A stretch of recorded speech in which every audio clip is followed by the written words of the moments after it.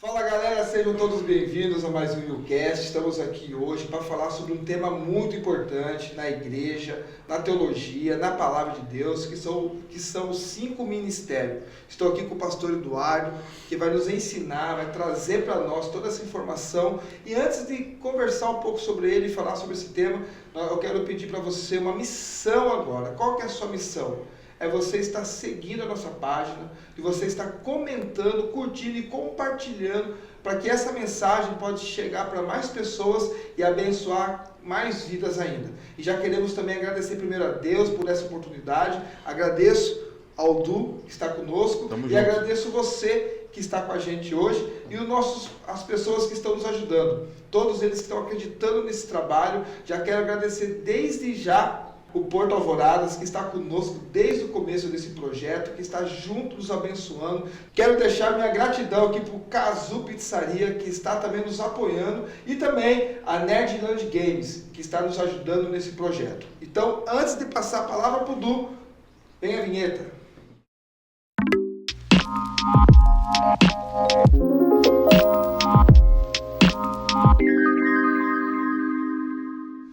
Eduardo, como é bom receber você aqui nessa noite. E eu sei que muita coisa você, através do Espírito Santo, do conhecimento que você tem, vai estar passando para nós. E desde já, muito obrigado por estar com a gente. Foi difícil, né? A agenda foi difícil dos dois, mas graças a Deus estamos aqui hoje, né? Amém. Eu agradeço pelo convite, pastor Alan. A gente que já tem uma história, né? Não de tão proximidade, né? Mas um início de busca em Deus. Toda vez que eu falo do Alan, eu lembro das vigílias. Sim. Né? Pegamos um pouco a vigília no Vante, depois a gente foi nas vigílias do Paredão. Verdade, né? Da chácara. Das chácaras. Sim. Então, foi uma época de busca. E hoje a gente vê que isso trouxe um fruto, né? Sim. Você lembra de alguma experiência lá naquele período nosso lá? Muitas experiências que eu levo até hoje. Inclusive muitas batalhas, muitas lutas que eu enfrentei no meu ministério, que tenho enfrentado no ministério, o que tem me consolidado ou me ajudado a me manter, né, foram essas experiências. Por isso que eu digo, eu gosto muito do estudo da palavra, né? Eu gosto muito disso, é uma área que não foi o meu início, né? Mas me encaminhou a isso, eu gosto demais. Só que as experiências com Deus, que é a busca com Deus, são essenciais. Né? É verdadeiramente aquilo que Pedro disse, né? Crescer na graça e conhecimento. Então, graça é aquela experiência com Deus, aquela busca com Deus. E foi exatamente assim que a gente começou. Eu creio que a gente começou do jeito certo, né? Buscando lá, foi uma geração. Não só eu e você, né? Você está com a igreja, Deus também colocou no meu coração de plantar uma igreja.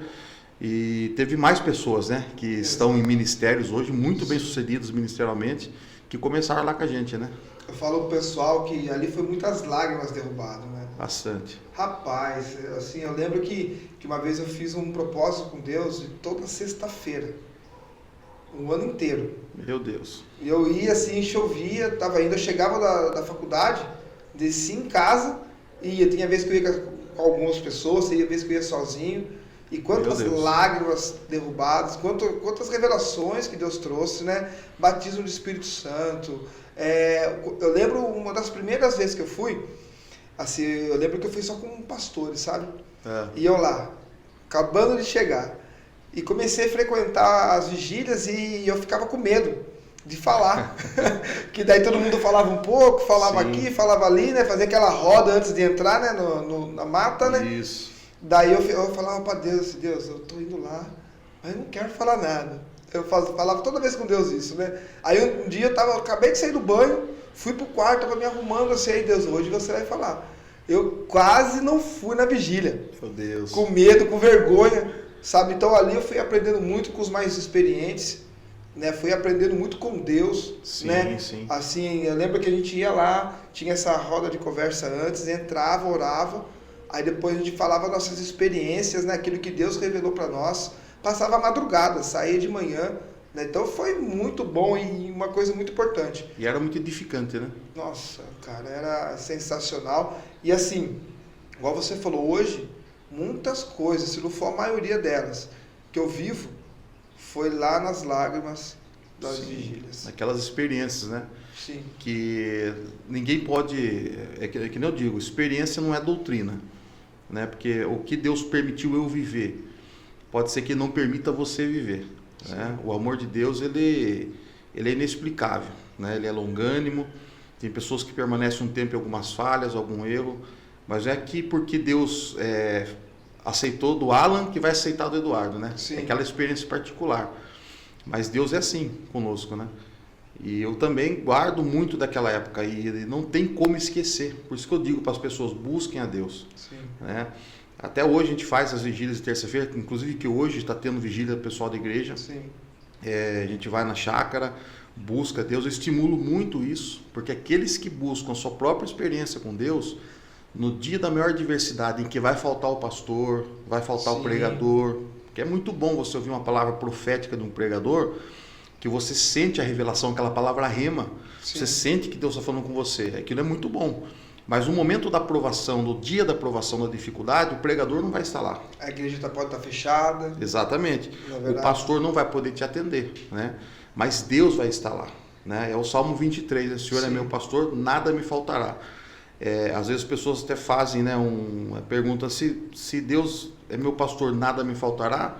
Espera aí, alguma coisa está errada com esse verso, porque muitas coisas nos faltam, né? Sim. Mas o sentido ali é de que Ele não nos falta. Sim. Né? Então, ou seja, de fato, Ele não nos falta.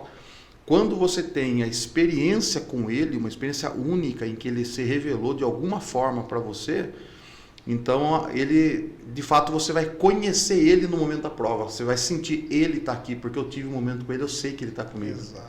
Quando falta essa experiência da busca, as pessoas não conseguem identificar Deus no meio da prova. É forte isso, né? Exatamente, exatamente. E a gente passa por tantas provações, mas a gente identifica Ele porque teve experiência com Ele. Sim. Sabe ouvir a voz dele, né? Sabe sentir e identificar a presença dele. Exato. É inexplicável isso. É só questão de experiência mesmo, de convivência com Deus. Daí não é nem a questão de como que fala, de estudo jamais, né? Não. É a questão mesmo de vida. De né? vida. De vida com mesmo. Deus, né? Você de entrega. É que nem você disse, né? Você recebeu uma palavra da parte de Deus que naquela noite você iria falar. E ali você pensou em não ir, né? Exato. Aí na hora já veio uma passagem na minha cabeça, né? Muitos são chamados, poucos escolhidos. Sim. Por quê? Quantas pessoas receberam esse chamado que eu recebi, que você recebeu, né? Só que o medo travou elas. Deus disse da mesma forma com eles, hoje vou te usar. Hoje você vai falar. E aí você ainda foi. Sim. Muitos ficaram, muitos não foram, muitos fugiram, né? E aí é a hora que falta a experiência. Exato. E aí eu fui ainda e fiquei quieto. Aí o irmão... Mas estava lá. E o irmão falou assim, eu sei que você tem uma palavra de Deus. Meu Deus. Eu falei, eu tenho.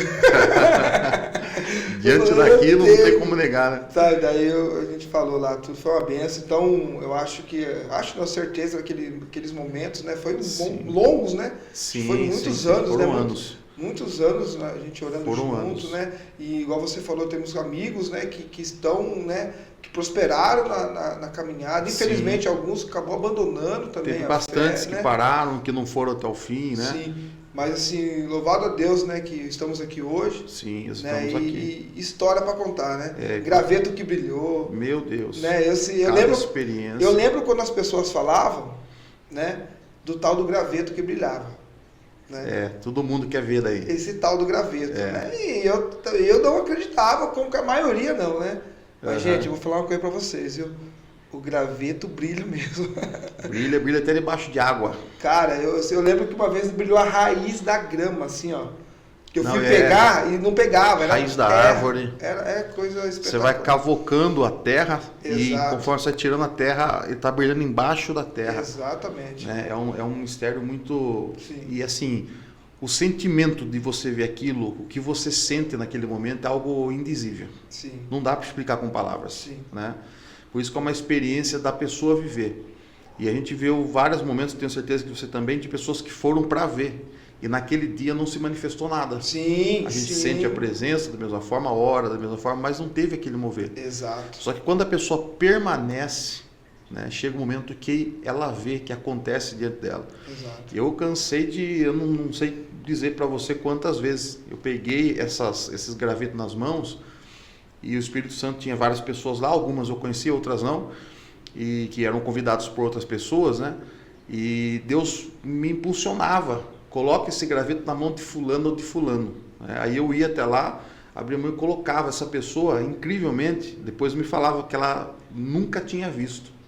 Sim. Então o Espírito Santo me direcionava a levar na mão dessa pessoa, desse homem, dessa mulher que nunca tinha visto aquilo. Então elas, ao sentirem aquilo na mão delas, né? Sim. E depois elas ficam com aquilo, porque isso é impressionante, né? Aí você sai dali, é um galinho seco, uma folha seca, né? Você sai do monte, você já... E eu tenho até hoje uma caixinha, tá, comigo, carrego isso com né, de pedaços dessa época, daquela época que você ia também. Verdade, mano. Poderia até ter trazido aqui. Os gravetos, umas folhinhas, sabe? Os que foram assim, dias que me impactaram, que estavam muito forte, aquele brilho muito intenso. Não, nós vivemos noites ali, cara, que olha, que não tem, sabe assim, só quem tava lá. Se eu tivesse trazido aqui hoje, você ia sentir a presença só de ver. Não é uma idolatria ao objeto, mas é muito... É a lembrança, né? É a lembrança. Isso, e eu lembro de uma noite que eu fui, foi eu mais 3 amigos só, a gente foi, assim, ninguém falou nada, os 4 quietos no carro, ninguém falou a situação que cada um estava vivendo, e eu lembro que nós 4 entramos no monte, e aí você lembra que a gente é do reteté lá, sim, né? Sim. Fazia os 4 quietos, dobrou o joelho e só chorou, cara. E passamos ali, nem sei quanto tempo, mas assim, de repente de Deus, né? Sim. Veio naquele lugar, mas nos trouxe uma alegria. Meu Deus, não. Sabe, assim, ia ser nós 4 de joelhos dobrados naquele lugar, chorando, cada um passando sua dificuldade, né? E ali o Espírito Santo desceu naquele lugar e consolou todos nós, né? Cada um dentro daquilo que estava vivendo. Então foi um momento ali, um dos que mais marcou minha vida, porque ninguém falou nada para ninguém. Bater e dar-se gozar, né? Só estávamos lá, uhum. né? E Deus desceu com o seu poder ali e nos trouxe força. Por isso que, igual você falou, quando no momento das lutas, nós vivemos isso. Sim, sim. Então, sim. Então no meio das lutas de hoje, né, não tem como parar. Porque ela traz muitas experiências e Deus sempre vem nos ajudando a passar pelas lutas, né? Formando o nosso caráter em Cristo, sim. né? Agora é um novo nascimento, é uma preparação para um novo nascimento. Eu sempre falo isso, esse novo nascimento, de fato, é um novo nascimento que você volta a ser como uma criança. Ninguém nasce velho e permanece velho. Você pode ter 70 anos de idade, se você nascer de novo em Cristo, você tem que ser tratado e alimentado como uma criança. Exatamente. Aí que eu sempre digo que existem ministérios e ministérios, por isso que é importante. Existem ministérios que é uma creche, e é importante. Exatamente. É importante aquela ministério, né? Existe outro ministério que já é ali as primeiras séries, que vai dar aquela estrutura, né? Sim. Só que o que eu falo para as pessoas, não fiquem presos. Igreja de Cristo é uma só na terra. Nós temos, né, os ministérios que Deus permite as pessoas terem. Pode ser que exista igreja que a pessoa entre e ela permaneça lá o resto da vida dela. Sim. Glória a Deus por isso. Mas existem ministérios que ela vai ser temporário. Quando chegar em determinado momento, a pessoa vai ter que passar por uma transição, né? Essa transição que infelizmente às vezes não é bem entendida. Sim. E aí as pessoas querem reter tudo lá, sabe? Quer reter tudo lá. E aí é a hora que gera muitos problemas. Sim. Atrapalha até o ministério e a pessoa. O ministério e a pessoa, exatamente. Porque você está, você muitas vezes o ministério exerceu a função de preparo até ali. Sim. Tá? Só que não quer deixar a pessoa dar continuidade naquilo que é para ela. Sim. Você está entendendo? E aí acaba gerando problemas que com o tempo as peças se encaixam, né? Sim. Mas no momento, às vezes, da decisão ali acaba gerando problemas. E eu vejo isso. Nem sempre a gente vai servir, né, no mesmo lugar. Que bom que aconteça isso. Sim. Né? Mas as igrejas hoje, você pode ver, elas estão mudando bastante. Todas as igrejas que a gente passou, que a gente participa das igrejas, conhece as igrejas, elas não são exatamente como elas eram quando começaram. Né? Porque tudo faz parte de uma mudança, uma transformação e de uma adaptação. Sim. Né? A única coisa que não muda é a palavra. Sim. Né? A palavra não muda. Mas às vezes as formas como algumas pessoas entendem essa palavra e tentam aplicar essa palavra, às vezes muda. Né? E como que você chegou na questão de ser professor de teologia? Como que você se achou nessa chamada aí? Olha, na verdade eu me tornei um professor por pura pressão. Eu não queria, né? Até mesmo porque a gente começa como um pregador pentecostal, e como pregador pentecostal você quer poder, você quer agenda, né? Você quer estar exercendo aquela vocação de pregar, né?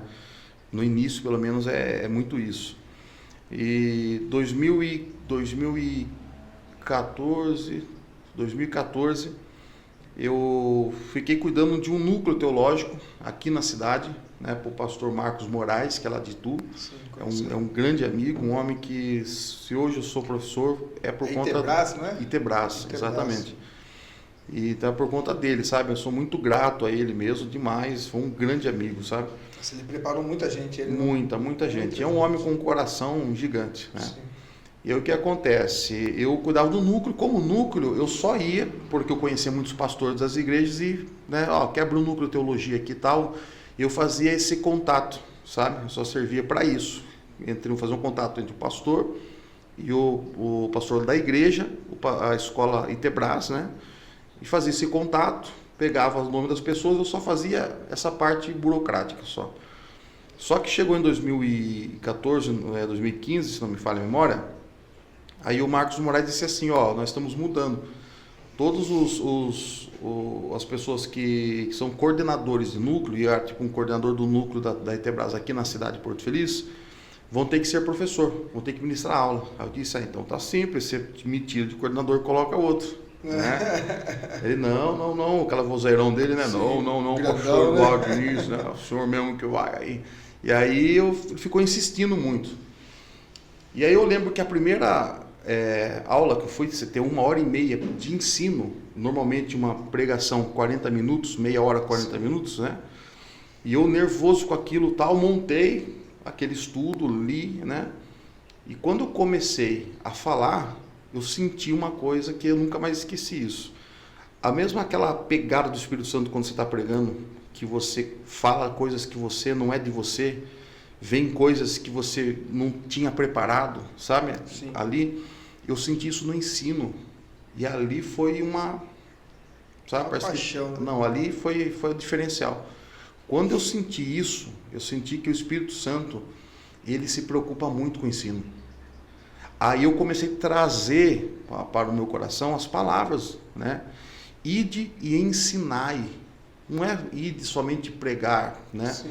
Ensinar. O que é ensinar? É trazer conhecimento para quem não conhecia. Porque você pode dar uma ferramenta para alguém caríssima.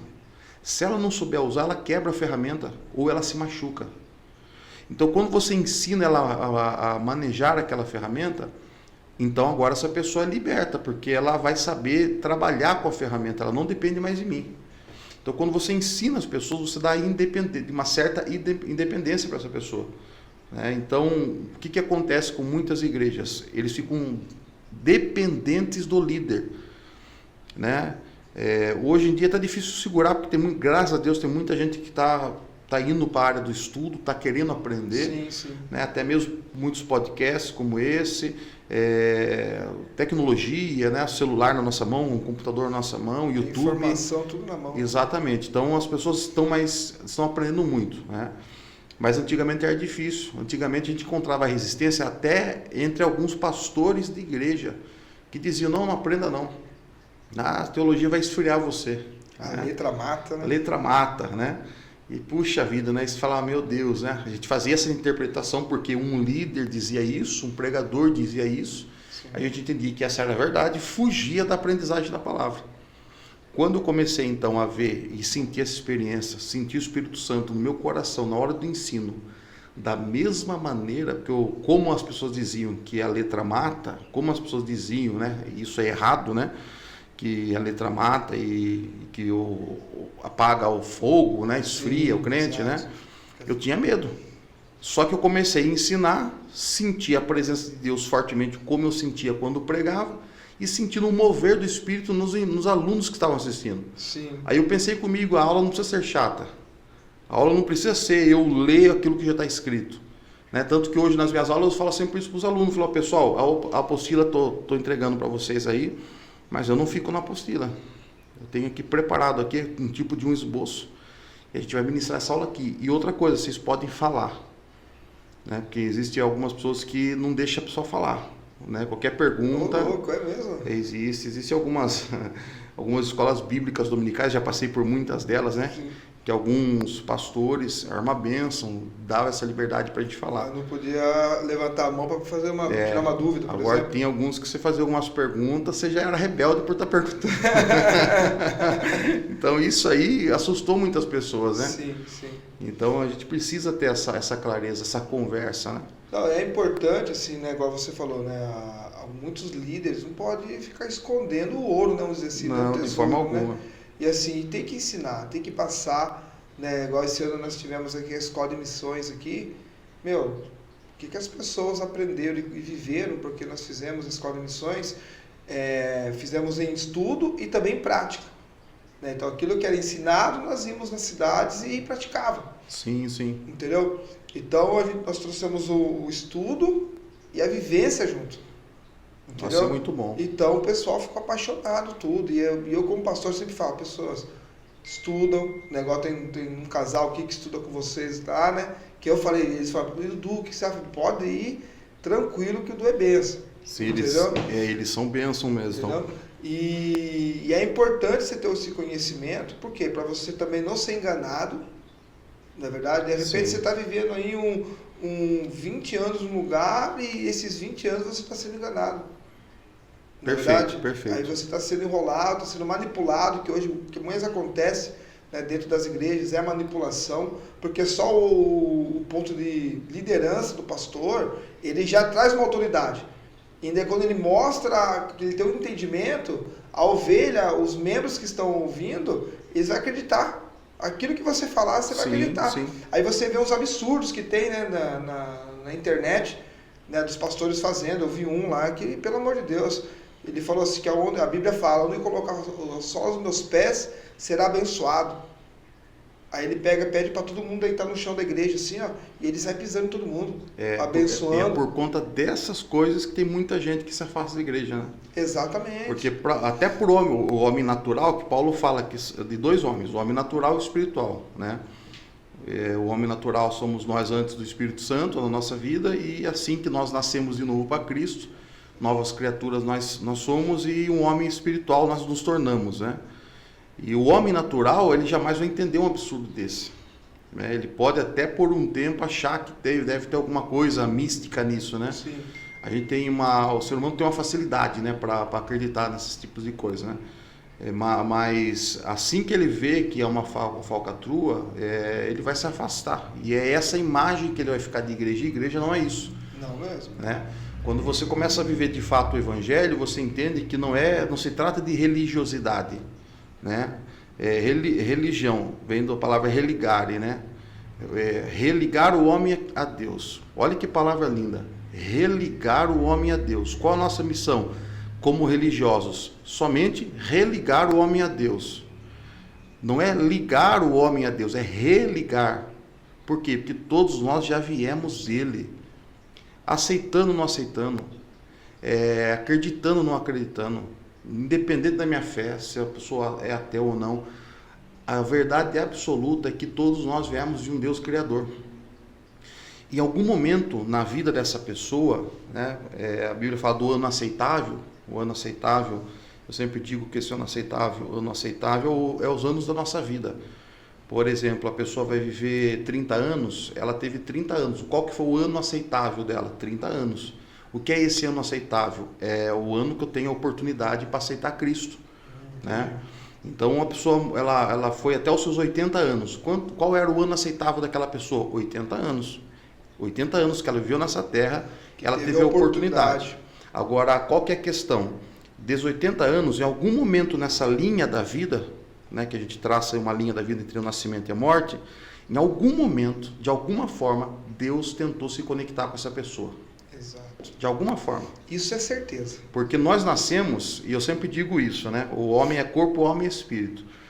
Nós nascemos como um buraco na alma. Eu digo assim, é um pedaço faltando que Deus propositalmente deixa esse pedaço para que a gente o busque, para que se complete nele. Por exemplo, quando nós aceitamos a Cristo, começa a trabalhar no nosso coração, e o Espírito Santo vem sobre nós, ele preenche esse vazio. Todo ser humano tem esse vazio na alma. Nós tínhamos esse vazio na alma. Por que nós não nos desviamos da presença de Deus hoje? Porque nós achamos aquilo que verdadeiramente preenche a nossa alma, que só é a presença de Deus. Esse vazio faz com que o ser humano busque por uma satisfação completa que ele não tem. É aquela pessoa que não tem falta de nada, mas ela é infeliz, né? Não tem dívidas, tem 10 carros na garagem, 1 milhão na conta, tem falta de nada. Saúde perfeita. Saúde perfeita, só que o que ela está falando nesse exato momento? O que ela está fazendo? Se drogando, se prostituindo, buscando alguma aventura. Por que ela está fazendo isso? Porque ela está se sentindo falta de alguma coisa, ela tem que se completar. Então, olha para você ver. Aí ela tenta, algumas pessoas encontram isso na sexualidade, outras pessoas encontram isso no vício do álcool, das drogas. E num momento de êxtase, é aquele pico que ela fala, puxa, eu achei o que eu queria, eu amo isso. Meu Deus, que maravilha, estou super bem. Só que no outro dia, quando acorda, ela está pior do que ela estava antes. Porque depressão exatamente, porque foi um momento emocional. Sim. Por isso que o culto não pode ser emocional, tem que ser racional. Sim. Né? E é ali que acontece, quando você encontra o Espírito Santo, de fato, ele faz aquela morada em nós, ele nos enche. Você pode estar passando por crise, você está bem. Você pode estar passando uma dependência financeira terrível, né? Uma tempestade financeira terrível, mas você está bem. Seja o que for que você passar, problemas de saúde, mas você sabendo e sentindo a presença dele, você encara aquilo naturalmente. Isso é ser cheio de Deus, né? Ser cheio de Deus não é que as coisas vão dar tudo certo para nós. Ser cheio de Deus é realmente, o Senhor é meu pastor e ele não me falta. Então, ou seja, há momentos da nossa vida que vai faltar alguém para estar do nosso lado, mas Deus vai estar lá. Tem momentos da nossa vida que vai faltar saúde, mas Deus estará conosco nesse momento de batalha, de dor, né? Então, a nossa vida, ela é uma escola, e a gente vai aprendendo, né? Tanto é que eu sempre falo para as pessoas, se aceitou a Cristo, as coisas não vão melhorar, elas vão piorar. Pastor Eduardo, como o senhor fala isso, assim as pessoas não vão querer, né, vir para Deus? Não, eles vão, porque Deus atrai, né? Deus atrai. Você pega aquela passagem daquela mulher cananeia, que ela foi tentar se passar por uma mulher judia, né? Que ela fazia um clamor, filho de Davi, tem misericórdia de mim, mesmo o clamor de Bartimeu, né? E a gente vê ali que Jesus não tinha atendido ela, então os discípulos de Jesus vão intervir para que ele dê atenção a ela. E quando ele fala, né, que o pão é só para os filhos e não para os cachorrinhos, né? Essa mulher poderia ter voltado para trás, né? Nesse sentido, ofendida, né? Ofendida. Tanto é que quando ele fala isso, é como se a máscara dela caísse. Em outras palavras, ele está dizendo assim, ela não está dizendo que ela não é quem ela está dizendo que ela é, né? Porque talvez, para se passar por uma judia, ela deve ter uma vestimenta parecida, caracterizada. Exatamente, mesmo linguajar, filho de Davi, isso aí, eles que falavam. Então, o que acontece? A palavra diz assim, e aproximando-se ela, adorou. E chegando-se ela, adorou. Quer dizer, então a verdade, ela não expulsa não, a verdade aproxima. Até mesmo prova disso, que quando nós queremos relacionamentos com alguém, seja amigo, seja quem for, a gente não quer uma pessoa falsa com a gente. A gente quer pessoas que falem a verdade, a gente quer pessoas verdadeiras, né? Que às vezes até falam coisas que no momento a gente não vai gostar, mas a gente vai entender que é uma verdade. E eu sempre digo isso, a verdade a gente um dia aceita e convive com ela, mesmo que nos fira, mesmo que seja uma verdade que nos machuque, mas com o passar do tempo a gente aceita, porque a verdade a gente aceita no início, ou no meio, ou no final, mas se aceita. A mentira não. A mentira, ela tem essa maldade, essa coisa que ela fica remoendo na pessoa. Sim. É um tratamento que você precisa... É um câncer, né? É um câncer. E é aquela coisa assim, que você tem que estar sempre tratando, né? É como aquela enfermidade que você vai ter que sempre tratar, né? Não tem uma cura absoluta para ela que você vai ter que tomar remédio para o resto da sua vida, né? É mais ou menos assim a mentira. Porque o dia que você não estiver bem com você mesmo, aquela mentira volta a ter o mesmo poder de impacto em você, de frustração. Então é uma luta constante. Por isso que eu digo para as pessoas, né? Assim como nós não queremos relacionamento com uma pessoa que se relacione conosco com uma falsidade, nós não podemos ser assim diante de Deus, porque Deus não é assim. né? Então a gente pode chegar diante de Deus, falar com Ele em oração. Algumas pessoas têm medo, né? Tem medo, se afastam de Deus. Isso é uma prova já bíblica, né? De que quando as pessoas começam a se afastar de Deus, tipo, não vou para o culto hoje, já é um sinal que ela já está se envolvendo com o pecado, né? O que aconteceu lá no Éden. Todos os dias, na viração do dia, Deus descia para ter um momento de comunhão com Adão e Eva. Quando Eva cai e passa o pecado para Adão, naquele momento, no mesmo horário, do mesmo dia combinado, Deus desceu no Éden, né? Quer dizer, o que aconteceu ali? Deus não se escondeu, Deus não atrasou. No mesmo horário, Deus desceu lá. E Deus sabia que eles haviam pecado. Então, o que isso mostra? Deus nunca se afastou do pecador. É o pecador que se afasta de Deus. Então, quando as pessoas começam a se afastar da igreja, é porque elas estão se envolvendo com o pecado. O pecado tem isso de soprar na mente delas, que elas não têm mais dignidade de estar na presença de Deus. E aí elas querem recuar, elas querem afastar. Porque a primeira coisa que o inimigo fala é assim: puxa, você acabou de cometer um erro, você acabou de falar uma besteira, o que você vai fazer na igreja? Você vai louvar Deus ainda? Você vai fazer o que lá na igreja? Essa é a acusação universal, né? E na verdade, a graça de Deus, né? Ela é um favor imerecido. Eu sempre digo isso para as pessoas: ela não dá legalidade para você pecar à vontade. Isso não é isso. Só que ela nos dá um acesso a Deus ilimitado enquanto estamos nesse corpo pecaminoso. Se você chegar para uma criança e tiver 20 objetos na sala, e se você pegar um objeto e falar assim para ela: ó, não toca nesse, pode brincar com qualquer objeto que se quiser que você brinca, mas esse aqui você não mexe, saia da sala para você ver onde que ela vai mexer. Isso já é uma demonstração que o DNA do pecado está em nós, né? Que é quebrar barreiras, né? Barreiras invisíveis, na verdade, né? Porque Deus não colocou nenhuma barreira para cercar a árvore do fruto do conhecimento do bem e do mal. Deus deixou lá, exposto, tanto a árvore da vida como a árvore do conhecimento do bem e do mal. A escolha era dos dois, né? Entendeu? E eles tinham que escolher isso, né? Eu sempre falo para as pessoas: todo mundo tem que fazer a sua escolha por Cristo, todo ser vivo. Todo ser que Deus criou, Deus fez com que em algum momento da vida essa pessoa tivesse uma escolha. Deus, se Ele quisesse obrigatoriamente que todos nós estivéssemos lá, Ele nos faria com um dispositivo em que a gente não ia se levantar contra Ele jamais. Ele não fez isso. Então os anjos tiveram a sua escolha, tanto que uma terça parte escolheu seguir, né, a queda de Lúcifer. E nós vemos que todo ser vivo, todo homem tem que fazer a sua escolha, né, que é aceitar ou não aceitar, crer ou não crer, né?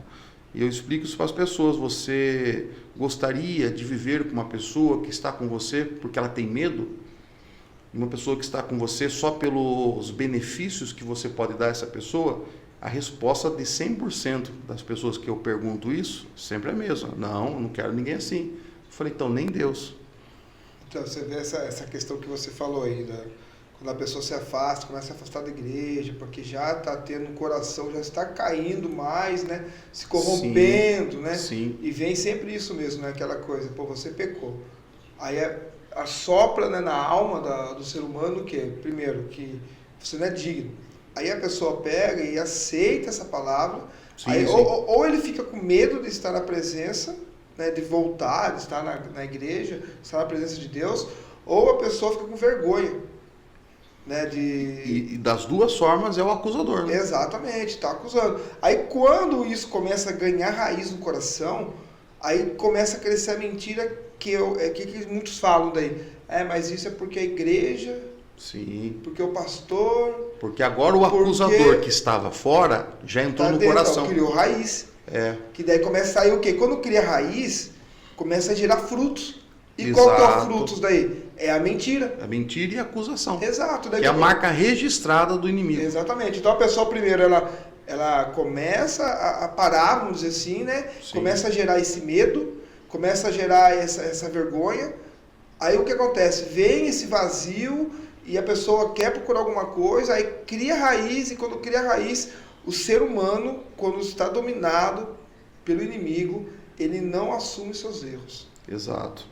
Aí sempre vai passar para alguém. Terceirizar. Adão fez isso com Eva. Isso. Aí eu fui assim porque o meu pastor não me ouviu, porque a igreja me tiraram do louvor, me tiraram do púlpito. Exatamente. Né? Mas só que antes disso acontecer tudo, alguma coisa aconteceu lá atrás. Sim. E a pessoa não quer expor. Ou houve uma omissão, né? Exato. Ou houve algo que eu cometi e não quero assumir. Exato. Não, eu estou fugindo da minha responsabilidade. Aí acabou. Tá? Aí criou raiz, aí pronto. Isso dá autoridade para que o inimigo permaneça agindo legalmente na minha vida. Sim. Né? Porque eu estou com um engano e não estou assumindo aquilo. Então Deus não trabalha nessa área. E aí aquilo vai se intensificando. Eu sempre falo para os alunos, falo assim, olha, você já foi o diabo na vida de alguém? As pessoas se chocam quando você fala isso, porque todo mundo é o santo, né?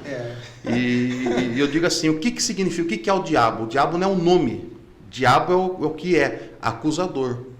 Né? Então, se diabo significa acusador, ou aquele que acusa, toda vez que você acusou um irmão, você foi o diabo na vida do seu irmão. É igual se todo mundo gosta da história de Davi, né? Todo mundo se coloca na posição de quem?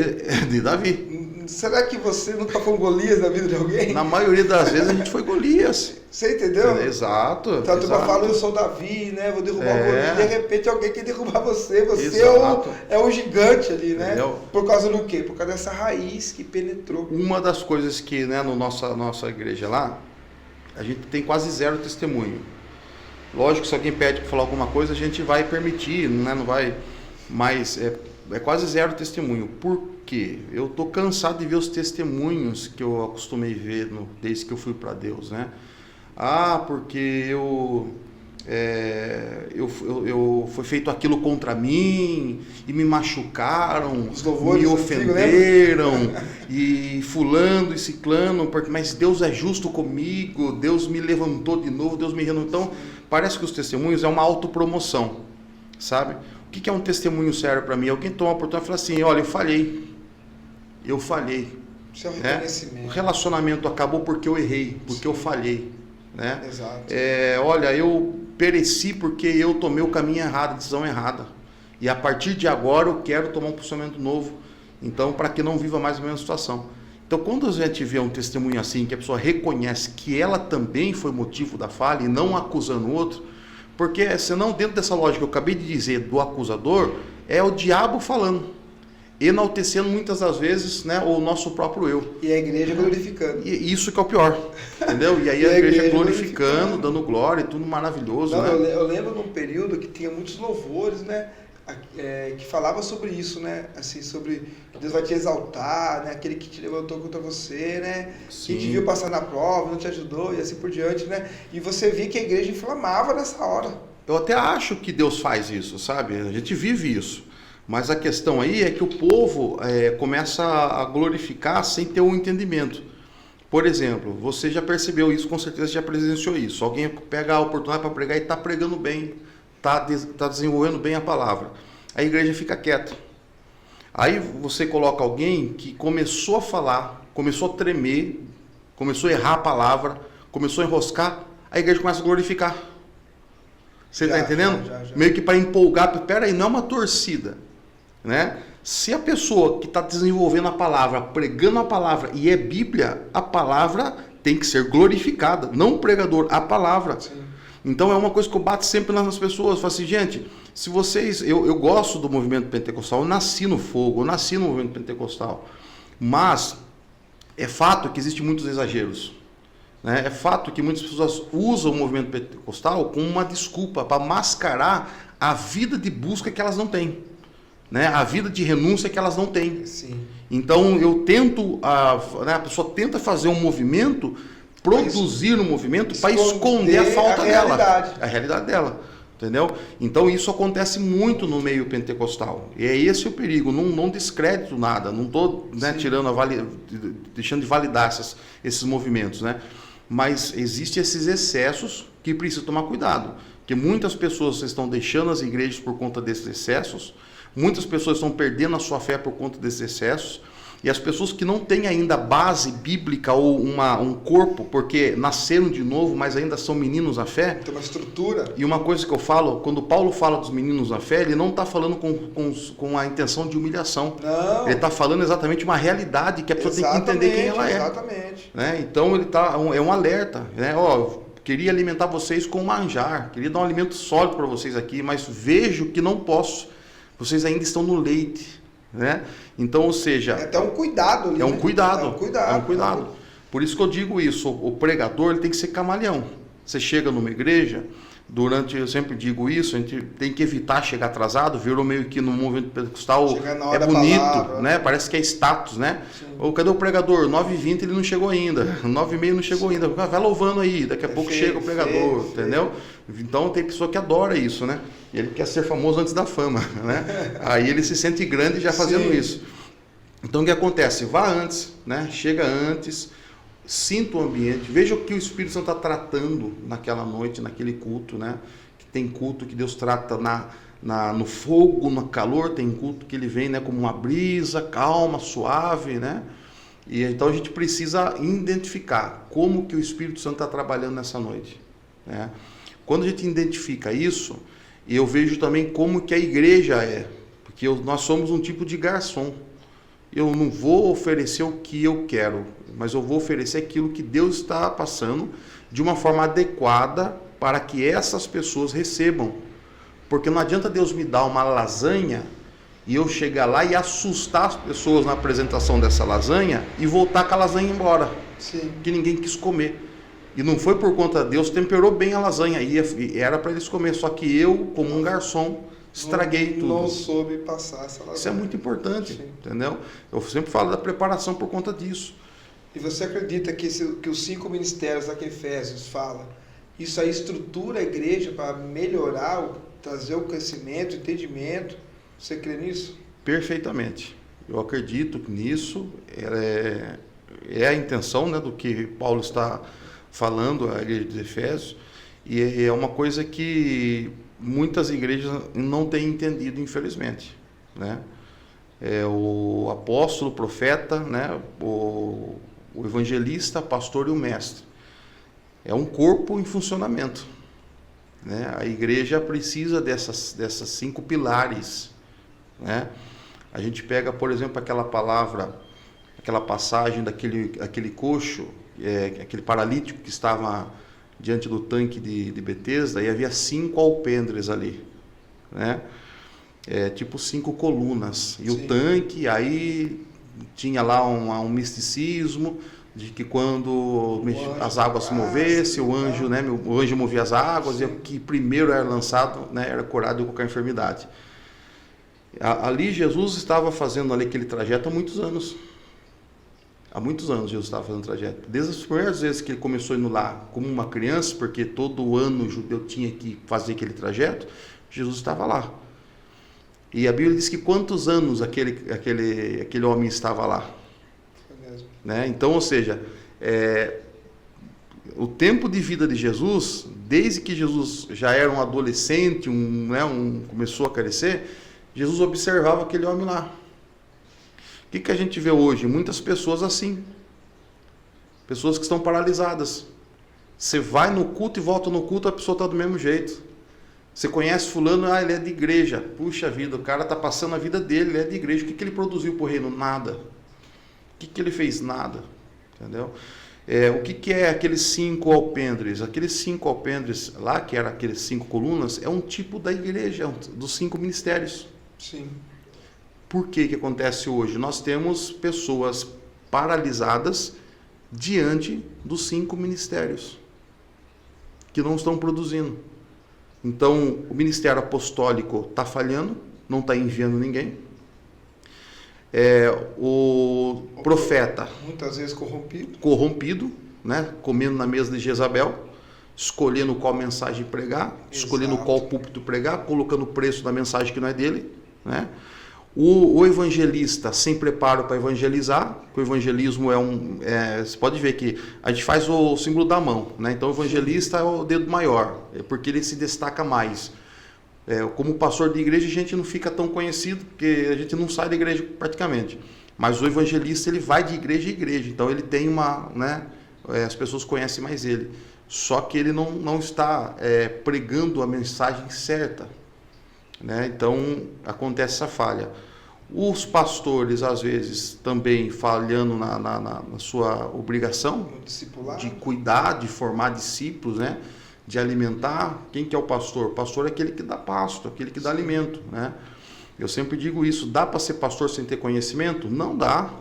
Né? Você vai orientar, tem pessoas que... Porque é lógico que um pastor tem que ter um dom do amor, ele tem que ser, é lógico, isso é fato, né? Só que eu sempre digo isso, você não tem estudo, você não se aprofunda, você não se interessa em saber, não, mas eu não sei nem ler, tive um pastor que não sabia ler, esse pastor era uma bênção, eu sei que é uma bênção, mas se ele ganhou 100 pessoas para Cristo, com conhecimento, se ele tivesse aprendido, ele ganhava 1 milhão. Então é a questão do poder do alcance, é você pescar com uma vara ou pescar com uma rede. Sim. Então o estudo te dá a possibilidade de você pescar com uma rede, né? Que é o que é o estudo? É uma preparação. Você vai encontrar, principalmente nos dias de hoje, com tantas informações, né? Antigamente era mais simples, praticamente todo culto tinha uma manifestação demoníaca, né? Era uma coisa, hoje está diferente. Eu falo para as pessoas, nós estamos tendo ideologia, né? Ideologias, tá? Os demônios pegaram o seu conteúdo, o seu objetivo, preparam, né, um estudo, né, daquilo que eles querem passar, e é um endemoniamento mental. Então a pessoa está lá, você ora, você põe a mão na cabeça, não, porque não está lá corporalmente, está lá dentro de uma ideologia que aquela pessoa comprou, colocou na mente dela, né? E por que Deus não está trabalhando? Porque aquela pessoa não deixa o Espírito Santo trabalhar. Porque toda vez que a gente aceita Cristo, nós entramos na escola do deserto, que é lá que a gente vai ser tratado. Não tem conforto no início de uma... lapidado, né? Vai ser lapidado. Tá? Então ali você vai ter que entender o que é a porta do Mar Vermelho da sua vida, que é uma porta de escape, né? Passar pelo envolvimento. Teve momentos que o povo de Deus lá, os hebreus, queriam passar pela terra de Edom, Deus proíbe, não vai passar por essa terra. E o que eles queriam passar lá? As uvas mais doces, mais chamativas estavam naquele vale, né? E só que tinham abelhas, tinham vespas enormes lá. E isso eles não viam, entendeu? Dentro da tipologia, o que fala aquilo que é doce? Pecado. Quem são as vespas? Demônios. Então as pessoas naquela coisa assim, né, que é meio natural da cultura brasileira, o jovem tem que curtir a vida. Curte a vida aí, depois a gente vai para a igreja, né? Só que aí você já se contamina todo, né? E quando você vai para a igreja, às vezes não dá tempo. Você está tão mastigado, você está tão envolvido com aquilo que é mal, você está tão... Não que Deus não alcance, é que a nossa mente... A dor é maior, né? A nossa mente está tão estragada, está tão corrompida, né? Que às vezes a pessoa não se dá o trabalho de deixar Deus trabalhar. Vou até aproveitar e dar um recado para você que está nos assistindo aí. Se você está nos assistindo hoje, está nessa distância com Deus... Quanto mais distante vai, mais longe você vai, mais longe para voltar. Com certeza. Entendeu? Então o trabalho é maior, a dor é maior, a canseira é maior. Então já vou deixar um conselho para você. Volte hoje. Volte hoje. Volte hoje. Amanhã é um dia a mais de força. Sim, exatamente. É tão forte isso que você falou, pastor Alan, porque eu digo assim, o trajeto que você fez para se afastar, você vai ter que fazer para se aproximar. Volta. É como descer num poço. Tá? Você não vai simplesmente pegar um elevador para sair do poço. Não. Você vai ter que subir degrau que você desceu o mesmo degrau para subir. Só que subindo, tudo contra, né? Tudo pesa. E vai marcando, né? Vai marcando você. Você já não está com a mesma saúde, você não está mais com a mesma empolgação. Não. É Sua muito mente difícil. é outra, entendeu? As dificuldades são outras. Então você que está nos assistindo, está longe, volte já, antes que fique mais longe ainda e vai ficar mais ferido ainda e assim vai ficando mais difícil para você. Perfeito. Eu olho assim os 5 ministérios, a importância, né? Igual você falou que fica aquele homem olhando, né? E só olhando, né? E eu lembro que quando eu cheguei na igreja, quando eu aceitei Jesus, né? E comecei a caminhar com Cristo, eu vivi aquilo que Cristo viveu, que é o quê? Ele foi para o deserto. Né? Ele batizou, o Espírito veio sobre ele e não caminhou ele para arroz de ouro. né? Perfeito. Levou para onde? Para o deserto. Exato. E comigo foi assim, não sei, a maioria é dessa forma, Sim, sim. porque ali é o trabalhar, né? Eu lembro que eu passei um período bem turbulento, vamos dizer assim, né? Nessa mudança de mentalidade, né? Da alma sendo limpa, do corpo sendo limpo, de ver Sim. tudo aquilo novo, quebrando muitas coisas que eu tinha, e foi o meu deserto, né? E quando Cristo me deu direção da igreja, de servir a igreja, gente, é muito bom servir a casa do Senhor. Esse é o evangelho genuíno. Entendeu? Não tem, cara. É muito bom servir a casa do Senhor. Independente do que você faz. É muito bom. E eu lembro que quando eu comecei a servir a casa do Senhor, eu não tinha esse entendimento. Eu não tinha essa Também não. Sabe, assim, pô, tem 5 ministérios. Né? O pastor é mais evidente, vamos dizer assim, porque estava ali, todo dia você tinha contato. O holofote está ali, né? Porque você estava na igreja, o pastor pregando, o pastor pastoreando, discipulando você, mas assim, eu não entendia esse 5 ministérios dentro da igreja, e não conseguia nem ver. Entendi. Isso, porque era o pastor, era a figura mais forte ali, né? Tudo voltava em torno do pastor. Exato. E tem ministérios que são assim. Exatamente. Então, você crê que isso é uma falha da igreja, não começar a ensinar esses 5 pontos que é tão importante estar ativos, né, dentro da casa de Deus? Né? Parece que as igrejas não falam tanto sobre os 5 ministérios. Sim. Gostam de falar, por exemplo, de banda, do louvor, sim, do diaconato, de fazer parte da mídia. Ministério de dança. E só que você pode fazer parte da mídia sendo um pastor. Sim. Na verdade, um músico, né, sendo um evangelista, mas isso não é falado.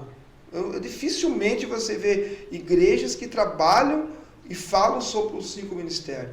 Exato. Você acha que isso gera um grande problema na igreja? Grande, e vou mais além ainda. Para mim é uma omissão muito grave, que se torna de fato os 5 alpendres. 5 colunas que vê pessoas enfermas e não tem capacidade de trazer cura para elas. Pregam um misticismo. Se Deus quiser, Ele cura. Se Deus não quiser, isso é um fato, porém não é uma mensagem que nós devemos carregar, né? Então são 5 colunas que só servem para colocar uma cobertura em cima, né? E ficarem ali fazendo sombra. Mas não tem aquela vida de prática, como você disse, fui para o deserto, né? Fui para a prática, né? Fui viver aquilo que eu estava ouvindo. Então essas pessoas, elas chegam a um título, se acomodam com aquele título e acham que está tudo resolvido na vida dela, como se fosse um objetivo a buscar na presença de Deus. Título de pastor, título de evangelista, título de presbítero. Não. Nós vemos muitos desses obreiros, que são obreiros que foram vocacionados por Deus, porém se acomodaram, né? Se acomodaram, porque quando você sobe no altar, você percebe que o vento é maior. O vento é maior. Qual que é o primeiro impacto que existe, né? Para você, inclusive, que vai na igreja e às vezes não tem... eu não estou conseguindo ir na igreja. Imagine para um pastor, imagine para um pregador, imagine para um missionário, essas pessoas que fazem parte desses 5 ministérios. É pior ainda, porque o vento para quem está no altar é muito mais intenso, né? Os ataques espirituais que vêm, primeiramente vêm sobre o altar, aqueles que estão no altar com uma missão na igreja, né? Que ocupam um desses cargos aí, né? Então, se eu pegar esse título, né, colocar ele debaixo do braço e achar que agora o meu culto vai ser mais honroso, porque agora eu tenho um título tal, eu travei a minha vida com Deus e estou me transformando, eu me tornei uma pessoa que estou omitindo, né, muitas coisas por conta da não vivência em prol aquilo que agora Deus me tornou, me vocacionou, né? Então a gente vê, por exemplo, a igreja tem dificuldade para fazer um envio, que é o apostolado, é enviar, aquele que é enviado, né?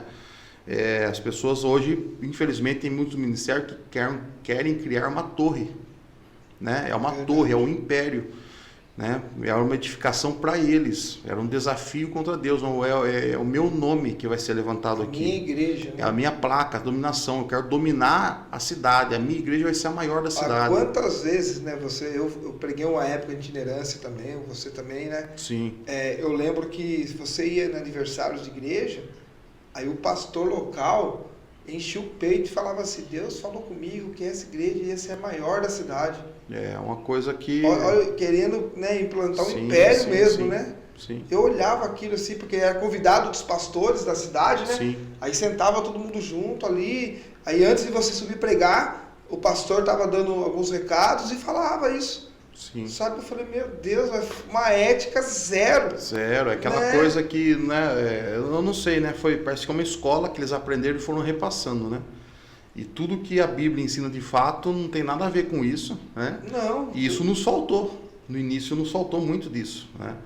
Então eu sempre digo isso, eu falo, a gente precisa passar a Bíblia por completo. Você crê que a igreja hoje está mais inteligente? Sem dúvida, né? Só que essa inteligência está na mão de poucas pessoas, infelizmente. Porque nós temos a maioria das pessoas que elas gostam do movimento, elas gostam do culto. Do arrepio ainda? O arrepio. Não que seja ruim, né? Não, é bom. É o Só que o arrepio, né? a gente sente hoje na presença de Deus, mas sentia antes num show de rock. Sim. Você está entendendo? Porque que vinha aquele som. O arrepio é uma emoção. Vinha o Racionais. Entendeu? Tá ligado com uma emoção. Então, na época que nós colocávamos Racionais para ouvir, também vinha esse arrepio. Estou emocionado. E a música tem esse poder. Tem esse poder, entendeu? Então, pelo arrepio, a pessoa pode estar indo pelo arrepio dentro de um direcionamento errado, de uma doutrina errada, né? E ela vai se perder com aquela doutrina lá. Ela vai se envolver com espíritos de confusão, né? De incredulidade, que o objetivo é tirar, né, a pessoa da presença de Deus. Hoje nós temos muitas pessoas que falam assim, eu sou de Jesus, mas não pertenço à igreja.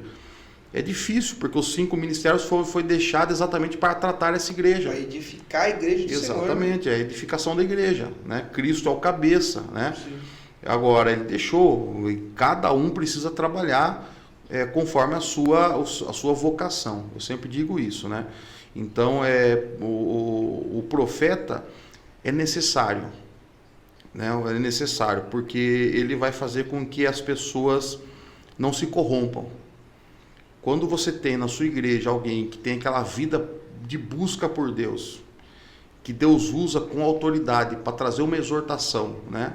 Que dá a direção. Fica difícil você ficar brincando, sim, né? Porque você sabe, poxa, o irmão fulano está lá, a irmã fulano está lá, né? É de oração, as pessoas respeitam. Por que tem igrejas que está vendo uma bagunça, no bom sentido, bagunça pela falta do zelo, né?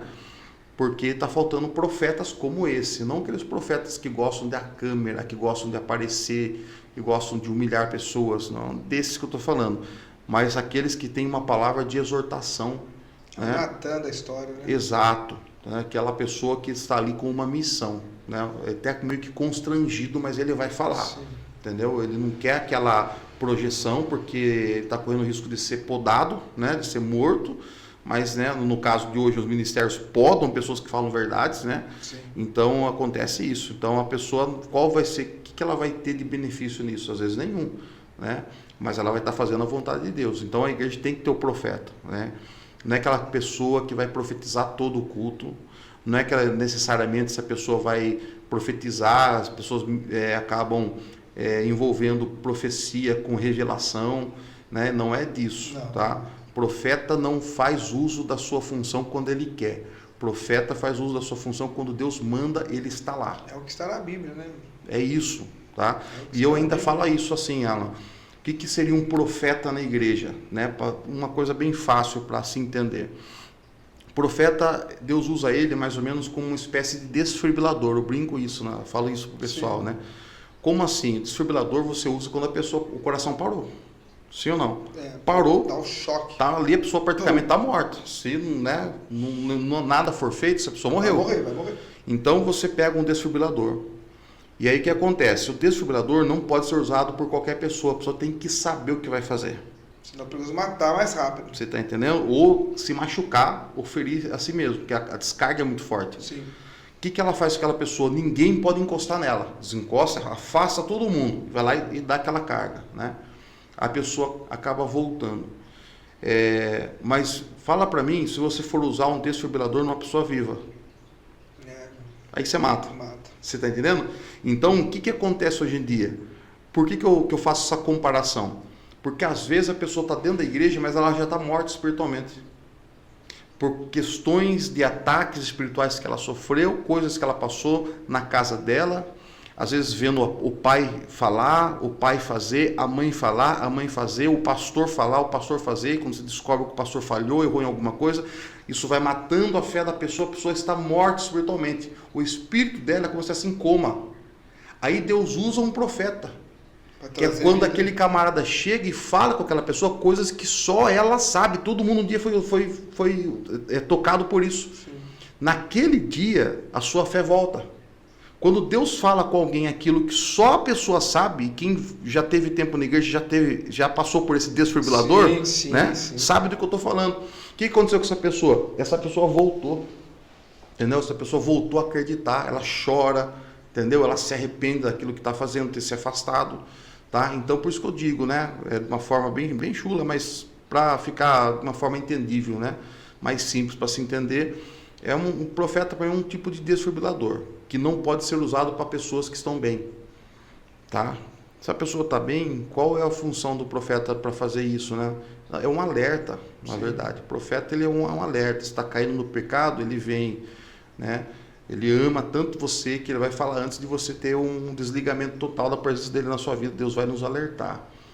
Nada que acontece que nos desvia do foco ou da presença de Deus aconteceu sem antes a gente ter sido avisado. Você sabe disso. Não tem dúvida. Não tem como, entendeu? Se não for avisado num culto, você está no ambiente de culto, no meio de uma palavra, ou uma mensagem que chega, ou um louvor, ou o seu momento ali, sim, vem avisando. Isso aí é muito claro. Exato. Isso aí não tem como não acontecer, sempre avisa. Vem primeiro o alerta, como se fosse um semáforo, a luz amarela. Sim. Fique em alerta, vigie. E se você der continuidade, vai vir o vermelho. Pare. Né? E as pessoas não conseguem parar. O que vai acontecer? Vai bater. Vai ter um acidente. Aí nesse acidente, às vezes você perde pedaços, às vezes você morre, né? Mata pessoas inocentes. Não tem nada a ver com a história. Porque você cruzou o caminho de pessoas que estavam no caminho certo. Quem cruzou o lado errado foi você. Sim. Né? Que às vezes eu sou a vítima do pecado de alguém, né? Às vezes eu sou o causador do pecado de alguém, né? E aí é isso que é perigoso, né? Das duas formas é perigoso, sim, né? Mas se torna muito difícil a pessoa retornar depois disso. Ela fica envergonhada, ela vê o prejuízo que ela causou, né? Na vida de pessoas, família de pessoas, e aí ela quer fugir. Sim. Né? Eu vejo assim o 5 ministérios, igual você falou do profeta, além dele alinhar a noiva, alinhar a igreja, um alinha o outro. Perfeitamente. Né? Porque assim, a igreja que não tem um mestre, o pastor fala o que quer. Quando Paulo e Barnabé foram chamados, você vê lá que ele foi chamado e ele estava congregando numa igreja onde tinha profeta e mestre. Olha onde Paulo estava congregando e servindo a Deus. Tá vendo só? Tinha profeta e mestre. A igreja que só tem profeta é aquela igreja só da profecia. Isso, vai virar um caos. Aí as pessoas se emocionam, o profeta vê que está ficando, né, aclamado, as pessoas estão indo ali para buscar. Sobe, a mensagem se corrompe. Aí vem o errado querendo uma palavra, aí sim, vem o pecador perdido e desfrutando do seu pecado para buscar uma palavra, né? E aí o profeta fica naquela situação perigosa de estar condicionado em falar algo que a pessoa não se afasta, né? Então é terrível. Agora, a igreja que só tem um mestre também, ela também está fadada ao fracasso. Sim. Porque ela não tem a ação do Espírito Santo trazendo aquele impacto. Não tem a vivência, vamos dizer assim, né? Não tem aquela vida, é aquela pessoa que só quer corrigir tudo nos mínimos detalhes, não aceita outras formas de atuação ou de ação das pessoas que estão lá. Só que Deus é multiforme graça. Numa igreja onde tem alguém que não consegue glorificar Deus porque o jeito da pessoa é aquela, tem aquele irmãozinho que vive a base de glória a Deus, aleluia. Exato. Né? Eu gosto até de uma expressão que o pastor Anderson Silva usa, tem os irmãos aleluiados. Os aleluiados. Faz parte, a gente ama eles, né? E é importante. Então o que acontece?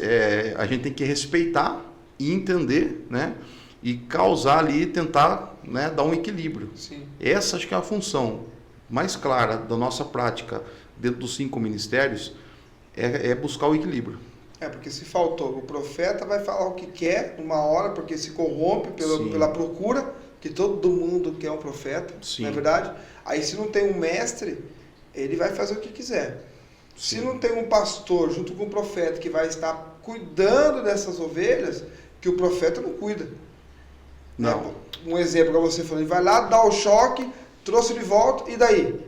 O profeta não vai dar comida para ele, não. Exatamente, ele só faz ele é o pronto atendimento. Exatamente, chegou... Vai para o especialista agora. Exato.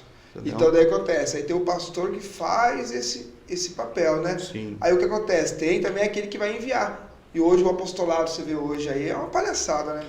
Exatamente. Porque Porque a pessoa que se declara apóstolo, Alan, primeiro, ela precisa ressuscitar morto.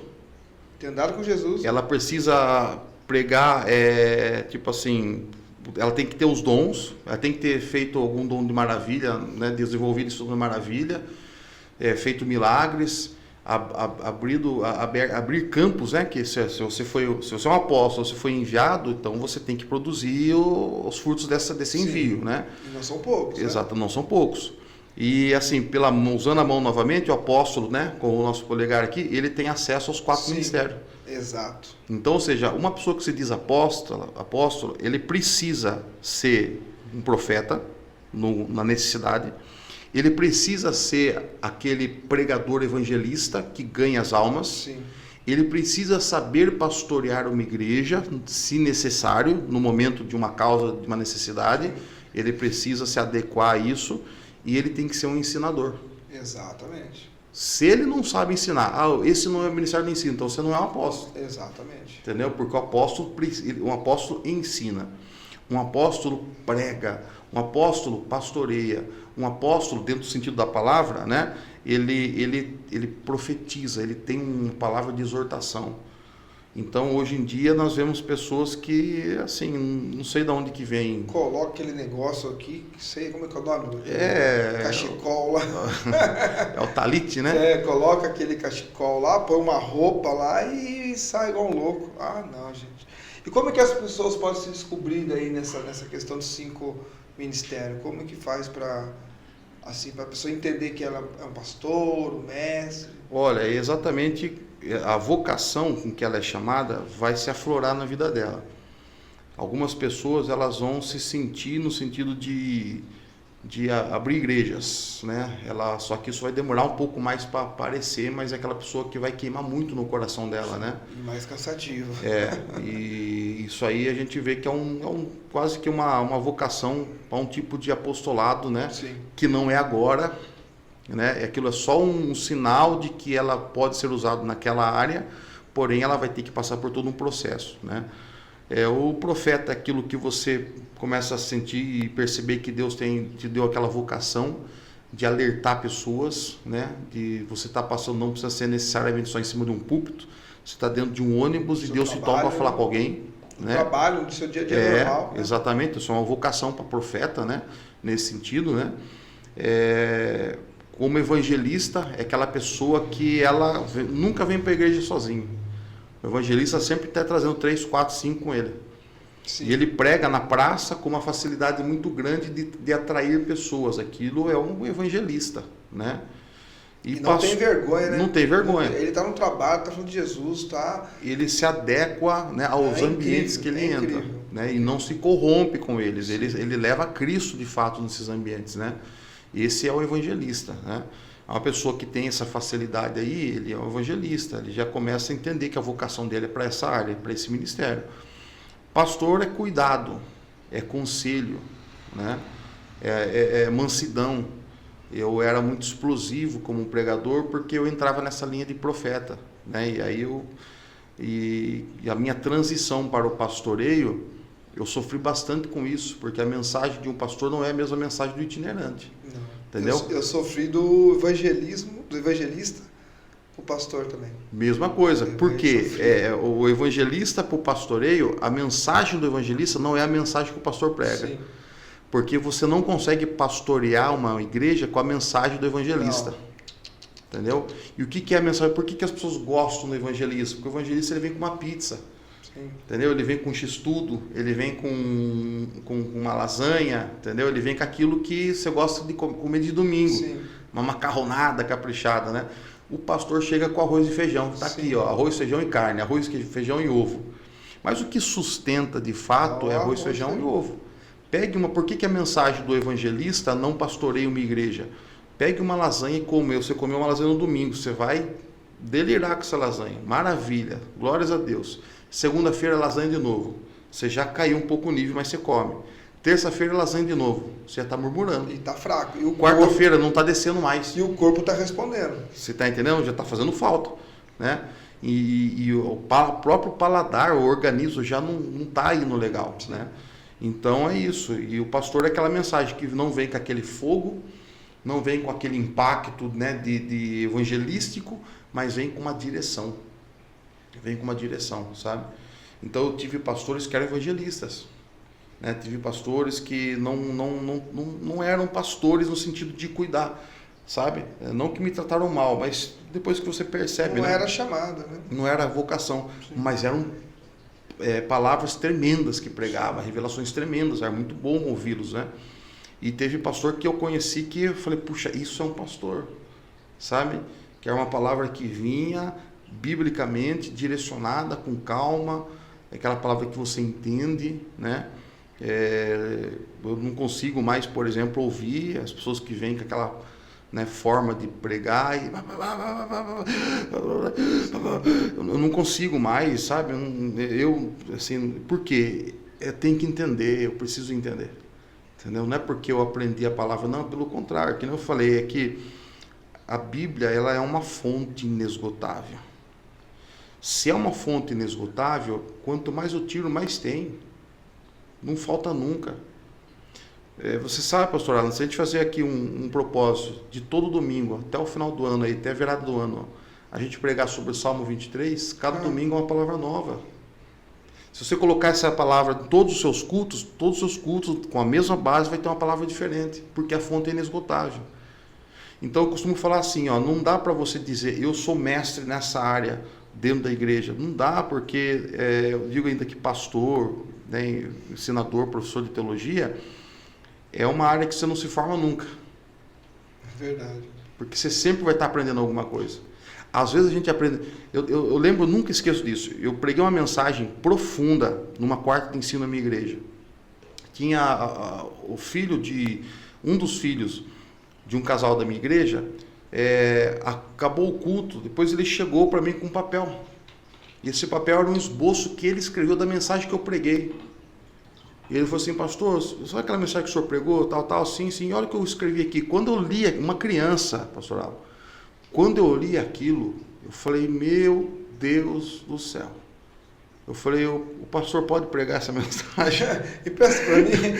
Pode, pastor, é para o senhor mesmo, Eu falei, Deus abençoe, você vai ser um grande profeta na igreja. Eu falei, que benção. O esboço que aquele menino, ele pegou a mensagem, ele montou outra mensagem profunda, que eu nunca tinha pensado daquela forma. Uma criança. Por isso que eu digo, a gente tem que entender a responsabilidade de ser um ensinador, mas nunca esquecer, né, da simplicidade de quem ainda é um servo aluno.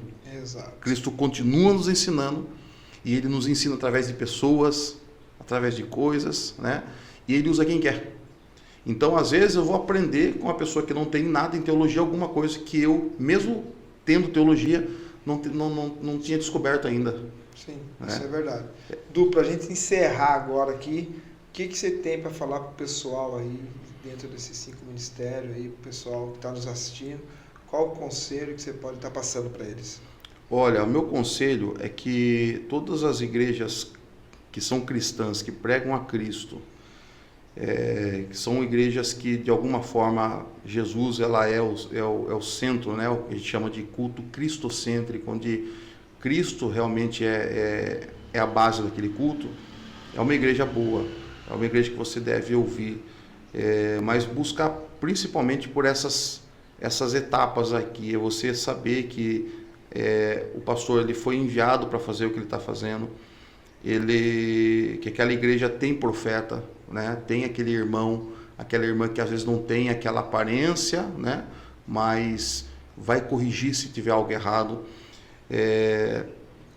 Quando você ouvir uma palavra que você for altamente impulsionado, tocado por um pregador, às vezes a gente ouve pela internet, que hoje a gente ouve muito pelos YouTubes, né? Pelo YouTube, essas mensagens, né? Você sentir essa palavra, não fique seguindo o pregador. O pregador evangelista, ele não vai cuidar de você. Ele só foi usado por Deus para trazer uma mensagem ao seu coração, para que você se identifique que Deus tem algo para você. Mas você precisa buscar uma igreja local para ter um envolvimento com a igreja, para de fato você se transformar em parte desse corpo, que de fato você é. Então, aí entra o pastor, né? Aquele pastor que vai te orientar, que vai te aconselhar. Inclusive, eu costumo até dizer, pastor, que às vezes um aconselhamento pastoral é melhor do que uma oração. Porque às vezes você ora pela pessoa e a pessoa está passando por um problema X, e esse problema X tem que ser falado. Os pastores não têm bola de cristal, né? Sim. Às vezes o aconselhamento, os pastores, para se tornar pastores, nós passamos por processos, que é o deserto. Nesses processos que nós passamos, a gente aprende muita coisa. Nós temos muitas cicatrizes nas nossas vidas. A gente não permaneceu por conta de fama.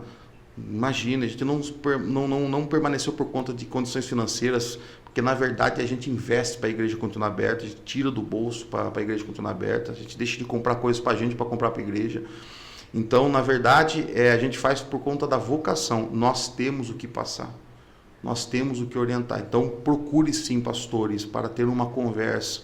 Não vá só no intuito de querer uma oração. A oração faz parte, é fundamental. Eu oro por qualquer pessoa que pediu uma oração a mim, pastor Alan também, mas converse, se abra, converse com o pastor. Ah, mas eu não confio. Procure um pastor em quem você confia e fale, se abra, né? E não esqueça do dedo menor, que é o mais insignificante, a gente menos, né, valoriza. Sim. Mas ele é o menor e por isso a gente consegue os acessos mais difíceis, como coçar sua orelha. E esse está apontando para o mestre. O mestre é aquele que ensina. E não adianta a gente se bravejar contra os ensinadores, porque Jesus era um ensinador. Jesus era um mestre. 30 anos de preparo para 3 anos e meio de ministério. 30 anos. Então, procure sim os ensinadores que tenham essa humildade para ensinar e não se autodeclarem, né? Não se autoexaltem, mas que sirvam a Cristo, sirvam a igreja e façam isso com muito amor para você. Esse é o meu conselho. Muito obrigado por essa mesa, eu por que agradeço. Todo esse conteúdo, por essa conversa. Você que nos assistiu, comente aí, fale o que você achou, o que você aprendeu, dê sua opinião, também será bem-vinda. Deus abençoe. Eu que agradeço por tudo, pastor. E você que está assistindo também, Deus abençoe vocês. Muito obrigado por mais Deus abençoe a todos. Viewcast. Amém.